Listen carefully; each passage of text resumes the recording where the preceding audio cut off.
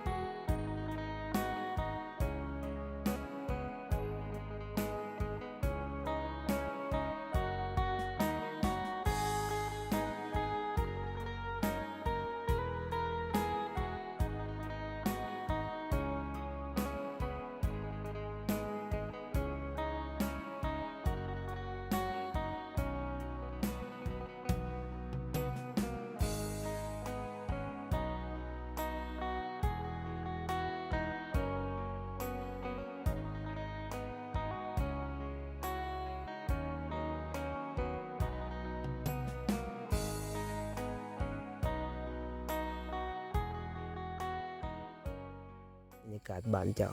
เป็นผู้บ่อันนั้นบัดอันนั้นเขาเจ้าทางปลูกหยังเนาะทางหลัง ปลูกมันปลูกเขา ปลูกเขาปลูกมันอ๋ออันนั้นกาแฟบริษัทบ่ เขาปลูกกาแฟมึง อันนี้เป็นบรรยากาศผู้สัตว์ป่าหลายได้เนาะมีอยู่บ่ แบบนี้อยู่มันมีลิงมันมี โอ้อันนี้เป็นแบบคือทุ่งนาบ่แม่นทุ่งนาเด้นี่เนาะทุ่งนาบ่ ข้างหน้าอันนี้ โอ้ทุ่งนาเนาะกว้างกว้างเดี๋ยวเบาเลยให้เบิ่งบรรยากาศเบื้องหลังโอ้เป็นภูเป็นผาเนาะอันนั้น FC ก็คอมเมนต์หลายๆคือเบาเลยเคยเว้าเจ้ายังมาถามอีกโอ้เบาเลยน้องปัจจุบันใดเมืองใดเด้ก็เคยบอกไปแล้วนะในคลิปเนาะเอาลองบอกอีกครั้งเบิ่งเนาะยันเขาเจ้าบางคนก็บ่เข้าใจนะ บ้านน้องกันเมืองผักแตงเฮียซิกอง อยู่ซีกองภาคใต้เนาะนี่เป็นบรรยากาศตอนประมาณอยู่3 โมงแรงน้องคนพามาเลาะทงถือกระตาไปหาหย่างมือนี่ ไปหาพักหนอก โบไปหาพักมากินเนาะบ่มีแนวกินบ่ แม่ หาเก็บผักเก็บหญ้าทุกคนตามวิถีชีวิตอีซี่เพิ่นว่าเบาเล่น้องเพิ่นมีข้อมูลติดต่อบ่อย่าได้เฟซได้ไลน์ไปทักส่วนตัวบางทีก็จะว่าเป็นได้แล้วบ่โทรศัพท์ใหม่ ๆของยังก็ได้ฮะทาก่อนเด้อทุกคนฮอดยามกาแฟก่อนเดี๋ยวเบาเล่สิเก็บกาแฟซื้อโทรศัพท์ให้น้องบ่มีเนาะอยากคำๆแน่สิได้จักเส้นเหมือนพักนอกมันอยู่เขตแบบนั้นได้เนาะ อยู่ตามทงหน้าอันแหละ โอ้มาสุบกินเลยเนาะไปทุกคนไปหาพักนอกไปเนี่ยกินอะไรสิได้หรือบ่นั่นหาแล้วมันก็หายากบ่เนาะบ่ยากตี กับบุฟเฟ่สิฮะ ใส่เป็นแบบใดให้ FC เพิ่นเบิ่งเป็นแบบใดผักอันนี้อันนี้แบบนี้เนาะมันเกิดตามพืชเนาะอยู่ลาวทางบ้านเบาเล่บ้านน้องเพิ่นจะเอิ้นว่าผักนอก แต่ว่าทางประเทศฝั่งไทยบ่ฮู้ว่าเอิ้นผักหยังน้องฮู้บ่ว่าผักหยัง บุฟ เบาเล่ก็ยังบ่ฮู้ว่าผักหยังน้ำมันยังแพงคือเก่าน้องโอ้ยบรรยากาศทางนั้นเขาปลูกอีซั่งพูนทางหลังพูนอยู่ภูอยู่พาเนาะ เขาปลูกกาแฟ โอ้ ปลูกมัน เป็นซ้ายเลยเนาะโลนแล้วทางนั้นโลนแล้ว แต่ว่าบ่ทางก็น่าสิบ่มีดินก็เลยขึ้นภูขึ้นพาพุ่นแหละ แม่น นี่ทางนี้เป็นภูคือกันทุกคนพี่อ้าอู้อยู่นี่คือลายใช่เนาะ ๆ อยู่ในเมืองมาเลยอ้าเก็บเมื่อฝาก FC อันนี้ตามที่อ้ายฮู้เนาะยอดอันนี้มันแกะสำในเลยสำในจากคนหัก โอ้ฟังไทยน่าสิเอิ้นใบบัวบกคล้ายๆคือเนาะคือบ่เนาะน้องเคยฮู้บ่ใบบัวบก บ่ฮู้คือกันเลย อ๋อตามอ้ายเคยฮู้มันเป็นแบบนี้แต่ว่ามันสิเป็นงามันยาวๆซื่อๆใบใหญ่ๆส่วนหลายมันสิมีอยู่เขตร้อนทางเฮามันเป็นแบบผักอันนี้อยู่ทางบ้านเบาเลบ้านนอกเพิ่นเอิ้นว่าผักนอกหักคล้ายๆกับใบบัวบกแก่สำในสำรักจาก FC หึบ่ได้หักบ่ได้สามหักเพราะว่าบ่มีข้อมูลติดต่ออ๋อหาคือยากแต่เนาะเคลียร์จังซี่บ่ แม่น โอ้เกิดตามอันนี้แบบว่าต้องได้เคลียร์อีกจังเฮ็ดแบบได้กินมันจังแซ่บเนี่ย เฮ็ดซุปต้มจำแจ่ว อืมซุปเงียบเนาะทางบ้านเนาะ แม่น ส่วนหลายแบบว่ายามอายบ่ได้มานี่เจ้าไปหาอยู่หากินจะไปคนเดียวบ่ ๆแม่นไปคนเดียว เอาบัดหมู่เอาหมู่น้องบ่ได้ไปบ่เขาบ่ไปนำบ่เขาไปเวียกบ่ เขาอยู่งานเขาก็บ่ไปนั่น โอ้ส่วนหลายแบบเอาน้องบ่มีหมู่คู่บ่ส่วนหลายเพิ่นไปคนเดียวทุกคนสิหาซอยเพิ่นมื้อนี้เพิ่นไปหาแนวอยู่แนวกินสิมาเฮ็ดซุปสู่พ่อแม่น้องเพิ่นดูแลกิน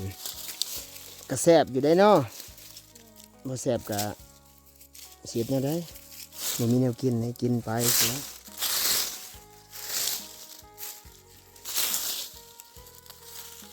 แม่น้องไปไสมื้อนี้ แล้วปลูกมัน ปลูกมันน้องเพิ่นก็เลย มาหาแนวกินแบ่งกันเฮ็ดหน้าที่เนาะน้องก็ปลูกอยู่บ่ปลูกสิแล้วล่ะบ่ สิเดี๋ยวได้ประมาณยัง2-3มื้อก็ได้ โอ้เดี๋ยวมื้อหน้าไปช่วยเพิ่นทุกคนปลูกบ่อนใดมองน้องไปปลูกกระโพดมื้อนั้นบ่ แม่นอยู่หั่นนี่ โอ้เดี๋ยวมื้อหน้าไปปลูกมันสับปะหลังนั่นแหละน้องบ่ครับสมัครลูกเคยไปปลูกซอย รับสมัครบ่ ครับ จักสิรับทางใดเนาะทาง FC เบาเล่ก็มีแต่ใส่ข้อมูลติดต่อจังรับสมัครแนวนี้แบบมันบ่มีก็เลยมาหาได้รถมาทางอุบลไก่สุดบ้านน้องเพิ่นเดี๋ยวเบาเล่สิพาทุกคนไปเบิ่งบ่อน้ำอีจังแหละหมองน้องเพิ่นกินบกแล้วบ่น้องยังติ ยังมันบ่บก โอ้อันนี้เดือน4เมษายนแล้วก็ยังบ่ได้บกฝนก็บ่ได้สุดตกฝนตกอยู่บ่นับแต่บ่ได้มาบ่ได้ตกเลยเนาะโอ้ร้อนคักมี FC เพิ่นแชทมาหาว่าเบาเล่เป็นจังได๋ฟังลาวร้อนบ่ฟังไทยร้อนหลายร้อนทุกคนทางนี้ก็ร้อนเด้เนาะคักมื้อนั้นอาจไปใส่กับหนูคิดว่าได้หนู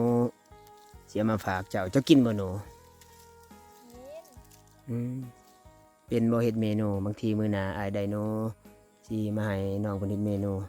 ได้อยู่บ่ ได้ อืมโอ้ไก่เต็มกระตาแล้วกินจักคนลืมแล้วน้องครอบครัวเจ้าจักคน เฮ็ดขวด 7เนาะ7ทั้งพ่อแม่ แม่น เต็มกระตาพู้นแหล้วจังอีกเพื่อเฮาซุปเพื่อเฮาไปต้มมันก็ต้มอีกบ่น้องซุปหรือซุปดิบเลย ต้มเอา ต้มอีกคักหลายทุกคน เดี๋ยวน้องเพิ่นสิไปหาไปสุกให้แม่ย่าเพิ่นอยู่ทางฝั่งไทยพุ่นน่ะ อืม ทางฝั่งไทยน่ะสิมีถ้ามีก็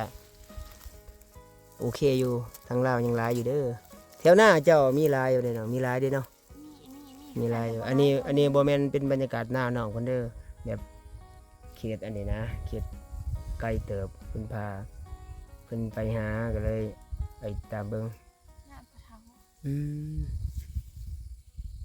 เอาถึงหากมันขึ้นมาเลยเนาะคือบางคนหันเขาต้มแบบต้มสดน้ำก็แซ่บเลยเนาะเขาว่ามันเป็นยา กินดิบได้เด้เนาะ ได้ กินดิบก็ได้กินแบบต้มก็ได้ใบบัวบกนาซีแมนจักซีแมนจักบ่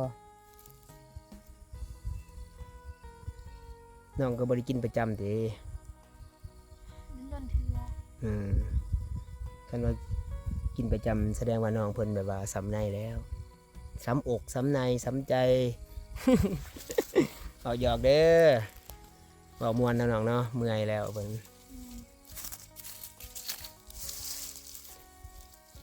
แต่ว่า FC เพิ่นมักเจ้านี่เสียดอะไรสมมุติว่ากันเพิ่นแบบว่าล่มถ้าถูกใจหรือว่าเป็นเนื้อคู่นี่น้องก็เอาเลยเด้อเนาะ แม่นเอา ถูกใจเอาเลยเนาะ แม่นเอา น้องมักคนแบบนิสัยแนวใด นิสัยดี ดีแบบตัวอย่างหนึง พาเฮ็ดพาสางพาหา พาเฮ็ดพาสร้างพาหา แม่น อืมคักหลายอยู่แล้วบ่หายมักบ่หาย บ่มาคนใจดี พาเฮ็ดพาสร้างพาหาน้องก็พร้อมเนาะพร้อมสู้ทุกคนสร้างฝันไปนำกันค แม่น ล้ายๆกับเพลงอันนั้นนี่จังดีคักหลายมักคำนี้เนาะที่น้องเพิ่นตอบว่ามักคนพาเฮ็ดพาหาเบาเหล่มักทุกคน อันนี้เว้าตรงๆถือว่าน้องเพิ่นน่าสิเข้าใจทางด้านความรักต้องการบ่แบบว่าความหล่อ บ่ รอแต่ บ่รวยก็ได้ขอแต่ รอแต่อันนี้เด้ออีสักอาจสิตัวอย่างรอแต่ว่ามักหายมักคารุ่นจังสี่จังสันอีสีสันเนี่ยแต่ว่าตัวอย่างแล้วก็บ่รอแต่ใจดี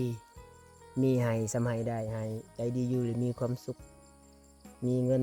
สำให้ได้น้องสิเลือกอันใด บ่รอ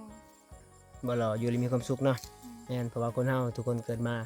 ชาตินี้บ่มีใครอยากทุกข์บ่อยากทุกข์บ่อยากทุกข์ทางกายทุกข์ทางใจถ้าอยู่แล้วทุกข์ทางกายทางใจอ้อยสิงามปานสัมเทวดากะเบาเหล่คือกันก็บ่อยากได้แหละน่าสิแบบนั้นแหละแล้วอายุเด้บัดนี้เจ้าอยากซำใด ประมาณ ซำใดก็ได้วะ รุ่นอ้าย รุ่นอ้ายดีกว่าเนาะ แม่น รุ่นอ้ายเพราะว่าก็เจ้าจะสิมีความรับผิดชอบกว่านะสำเบาเล่ได้บ่ อยากเลยเบาเล่ตอนนี้ก็28 ปีแล้วทุกคน28 ปีน้องจะปี 18 น้อง18เบาเล่ลื่นเพิ่นประมาณ10 ปี10 กว่าปีค่าสินสอดคือสิบ่แพงดอกเกี่ยวบ่แต่ว่าข่อยมักแล้วคนนี้พร้อมอะนะก็ขึ้นกับพ่อแม่พุ่นแหล้วเนาะ แม่น ตัวอย่างสมมุติว่าพ่อแม่เว้าแพงแต่น้องหันมัก แต่ทางผู้บ่าวเพิ่นยังบ่พอนะตัวอย่างแล้วน้องคิดแบบได้บัดนี้ให้แม่รุดให้ แม่น ถ้าแม่บ่รุดเสียจะได้บัดนี้ตนไปอยู่ในผู้บ่าวบ่ได้เด้อันนี้ก็ตามเป็นความรู้เด้อคือสิแม่นอันนี้จากใจแต่ว่าคือบ่เลยเว้าหรือว่าเป็นอะไรหรือว่าน้องเพิ่นเว้าม่วนซื่อๆหรือว่าเว้าจริงก็บ่ฮู้เนาะมาลินได้บ่น้องเห็น FC เพิ่นว่าบ่เลยอยากมาลินทางภาคใต้เด้อยากไปเยี่ยมยามน้องอ่อนไปลินไปเบิ่งไปกินน้ำอีสังแหละน้ำศักดิ์สิทธิ์น้ำออกบ่อมาลินได้มีเป็ดไก่เพิ่นหลายอยู่ตายหาเบิดแล้วบ่จักยังอยู่บ่ บ่จักคือกันนี่เฮาบ่ออกบ่ที่นาซะได้ออกเลยนะเนาะพอแล้วบ่ น่าจะพอแล้ว คือบ่ได้เห็นผักกูดอยู่หั่นบ่ได้เก็บตืมบ่เอาเก็บผักกูดใส่ตืมติ มันเมื่อจัง เบิดมื้อเนาะนี่แหละทุกคนย่างมาไกลเด้พูนใส่ให้น้องบอก FC เพิ่นแหน่ย่างมาทางใดเฮือนเจ้าอยู่ไส อยู่พูน เพื่อนน้องเพื่อนทุกคนกายกกหน่อไม้สูงๆไปอีกย่างมาไปกลับนาทีประมาณได้2 กิโลประมาณ2 กิโลนะน้องเนาะตอนนี้ก็ตะเวนสิตกแล้วนี่สิทำแล้วน้องเป็นกะสิเมื่อเฮ็ดนี่อยู่แนวกินอย่ามันทำนะเดี๋ยวจุกิบไปเด้อคือเบาเลยว่าเอาแหละข้อมูลติดต่อเจ้าเด้อน้องบ่มีเนาะยังบ่ทันมีก็บูเสียดแหละทุกคนก็ฝากเขามาให้กำลังใจคือเก่าเพิ่นก็กินพักกินอีสังไปแต่ละมื้อบ่ได้กินปลากินซีนกินหยังเลยบ่ กะ ดนๆบ่ โดนถือย ามมีเงินเนาะ แม่น ยามมีเงินฝากเพื่อนกินหยังเด้อแล้วกินอยู่บ๊ายบายบ๊ายบาย FC ปะแน่ทุกคนเมื่อก่อนเมื่อแวะ แวะตื่มกันนะน้องเนาะแวะตื่มกันเก็บผักกูดมีทั้งผักกูดผักใบบัวบกมันจังซุปแซ่บซุปผสมผสานแซ่บเลยเนาะมีหูกระปูหลายเลยเนาะกระปูลายบ่เห็นเนี่ย น้ายอยู่แต่มันเหลือ อยู่เลิกบ่ปูลายอยู่เลิกมักกินอยู่บ่กระปู มันอยู่ ก่อนเมื่อน้องคนมือในอยู่แนวกินทุกคนอยากบ่กินพวกชิ้นงัว อยากอ่ะ อยากกินแต่พักแบบนี้แหละทุกคนอ้ายคำแล้วเมื่อบัดนไก่ได้หยางพูดที่พูดละเหือนน้องคนแถวไม้สูงๆพูดละเกือบ4 กิโลหอนไป